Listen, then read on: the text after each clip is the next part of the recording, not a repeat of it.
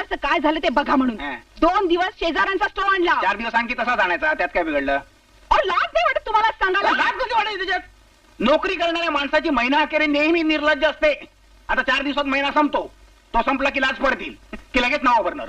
काल रात्री शेजाऱ्यांनी आपला स्टो परत नेला. नेला वांधा नाही. काय परमेश्वर कुणाकुणाला खूप मुलं देतो, कुणाकुणाला खूप पैसे देतो.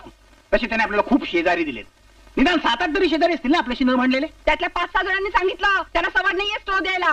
मग शेगडी आहे की आपल्याजवळ? शेगडी नाही का? शेगडी कोळसा संपलाय. संपला. माझ्याकडे तरी उसने पैसे आणा आणि स्टो दुरुस्त करा. काय उसने पैसे आणा? आधीच लोकांची केवढी देणी झाली आहेत. आता देणेकरांना लाज वाटते मला उसने पैसे देताना. अहो, मग संसार कशाला मांडलात? आता बोला की लग्नाच्या आधी मारे आभाळी आश्वासनं दिली होती. काय म्हणे? तुला फुलासारखे जपीन, तुझ्यावर प्रेमाचा वर्षाव करीन, तुझ्यासाठी माझ्या काळजाच्या पायघड्या घालीन, तुझ्यावर साड्यांचा पाऊस पाडीन, असं मी म्हणालो होतो.